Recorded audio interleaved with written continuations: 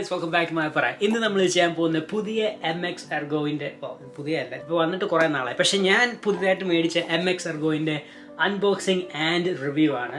അപ്പോൾ ഈ ഒരു ഡിവൈസ് ഞാൻ മേടിക്കാനുള്ള മെയിൻ റീസൺ എന്താണെന്ന് വെച്ചാൽ നമുക്ക് ഈ ഒരു മൗസ് ഉപയോഗിച്ച് രണ്ട് ഡിവൈസുമായിട്ട് കണക്ട് ചെയ്യാൻ പറ്റും. നിങ്ങളെല്ലാവരും എൻ്റെ ഓഫീസ് ടൂർ കണ്ടു എന്ന് ഞാൻ പ്രതീക്ഷിക്കുന്നു. അറിയാം, ഞാൻ രണ്ട് ഡിഫറെൻറ്റ് മൗസസുകളാണ് എൻ്റെ ലാപ്ടോപ്പുകൾക്ക് വേണ്ടി ഉപയോഗിക്കുന്നത്. എനിക്കൊരു വിൻഡോസ് ഉണ്ട് ജോലിക്ക് വേണ്ടി, പിന്നെ എനിക്കൊരു മാക്ബുക്ക് ഉണ്ട് പേഴ്സണൽ യൂസിന് വേണ്ടി. സോ അതുകൊണ്ട് തന്നെ എൻ്റെ ടേബിളിൽ എപ്പോഴും രണ്ട് മൗസ് കണ്ട് I got tired of it. So I decide to just buy one. Anyway, നമുക്ക് ഡിലേ ചെയ്യാതെ ഇതിൻ്റെ അൺബോക്സിംഗ് ആൻഡ് റിവ്യൂ കാണാം. അപ്പോൾ ഇതാണ് എൻ്റെ പുതിയ MX Ergo Plus. നമുക്ക് 3 ഡിഫറെൻറ്റ് ആംഗിൾസ് ആണ് ഈ ഒരു മൗസിൽ നിന്ന് കിട്ടുന്നത്. 0 ഡിഗ്രി, 20 ഡിഗ്രി ആൻഡ് 30 ഡിഗ്രി. ഇനി ഒന്ന് പോകുമ്പോൾ ഇവിടെ പറയുന്നത് 4 മാസത്തോളമാണ് ഇതിനൊരു ചാർജ് നിൽക്കുന്നത്.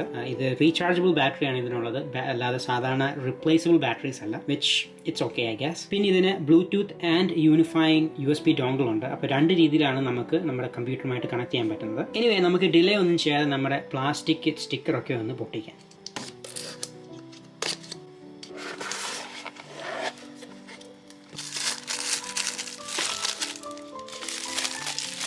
Logitech ഡിവൈസസിൻ്റെ മിക്കവാറുള്ള പാക്കറ്റിലെല്ലാം അവർ ഈ ഒരു ടൈപ്പ് പേപ്പർ റാപ്പറാണ് ഉപയോഗിക്കുന്നത്.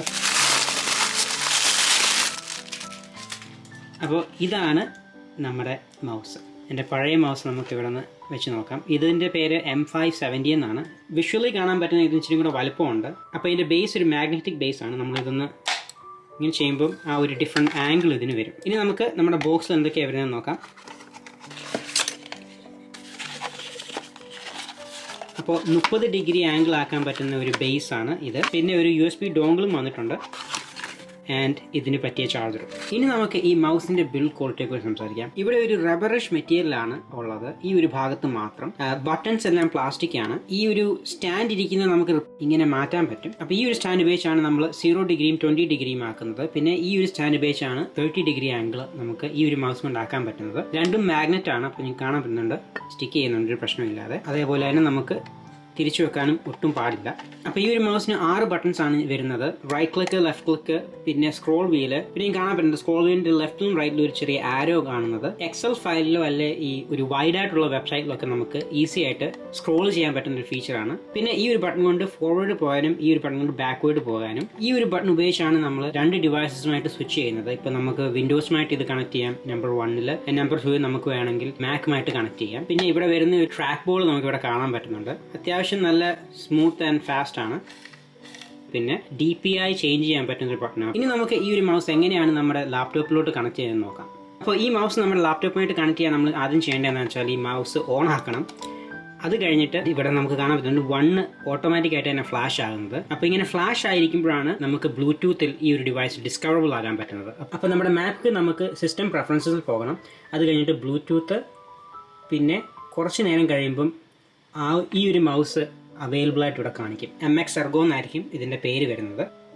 എന്നിട്ട് നമുക്ക് ജസ്റ്റ് കണക്ട് ചെയ്താൽ മതി. കണക്ട് ചെയ്യുമ്പോൾ നമുക്ക് ഇവിടെ കാണാൻ പറ്റുന്നുണ്ട് ആ ഫ്ലാഷിംഗ് ലൈറ്റ് അങ്ങ് ഓഫ് ആയത്. അതേപോലെ തന്നെ രണ്ടാമത്തെ ഒരു ഡിവൈസ് നമുക്ക് കണക്ട് ചെയ്യണമെങ്കിൽ ആ ബട്ടൺ ഒന്നുകൂടി ഞെക്കുകയാണെങ്കിൽ നമുക്ക് കാണാൻ പറ്റുന്ന രണ്ടാമത്തെ ഡിവൈസ് ഫ്ലാഷ് ചെയ്യുന്നത്. അതേപോലെ നമ്മുടെ വിൻഡോസിലോ അല്ലെ ഐപാഡിലോ ഈ ഒരു മൗസ് കണക്ട് ചെയ്യാൻ പറ്റും. അവസാനമായിട്ട് ഞാൻ നിങ്ങളോട് സംസാരിക്കാൻ പോകുന്നത് if this device is worth your money. And personally, I think it is. For me, it's definitely worth it. അപ്പോൾ ഞാൻ ജോലി ചെയ്യുന്ന കമ്പനി കംപ്ലീറ്റ്ലി റിമോട്ടാണ്. അപ്പോൾ ഈ ഒരു ജോലി ഞാൻ ഏകദേശം 10 മണിക്കൂറാണ് വീക്ക് ഡേയ്സിൽ ചെയ്യുന്നത്. അതുകൂടാതെ ജോലി കഴിഞ്ഞ ഉടനെ തന്നെ പിന്നെ മാസ്റ്റേഴ്സ് പ്രോഗ്രാമിനുള്ള കാര്യങ്ങൾ പഠിക്കാൻ വേണ്ടി ഞാൻ എൻ്റെ മാക്ബുക്ക് ഉപയോഗിക്കാറുണ്ട്. സോ ഡെഫിനറ്റ് ആയിട്ട് the ability to switch between 2 devices is huge plus point for me.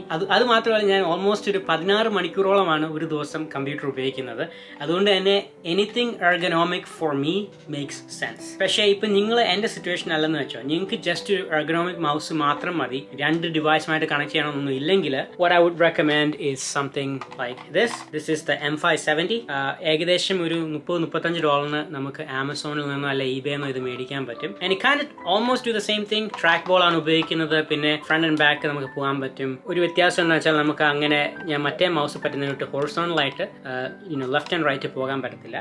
അതല്ലാതെ ബാക്കിയുള്ള മിക്കവാറും എല്ലാ ഫീച്ചേഴ്സും ഇതിൻ്റെ അകത്തുണ്ട്. And obviously no ability to connect it to 2 different devices. Anyway, ഇത്രയും നേരം നിങ്ങൾ ഈ ഒരു വീഡിയോ കണ്ടതിൽ ഭയങ്കര സന്തോഷമുണ്ട്. നമുക്ക് അടുത്തൊരു വീഡിയോയിൽ കാണാം. തൽക്കാലം ബൈ.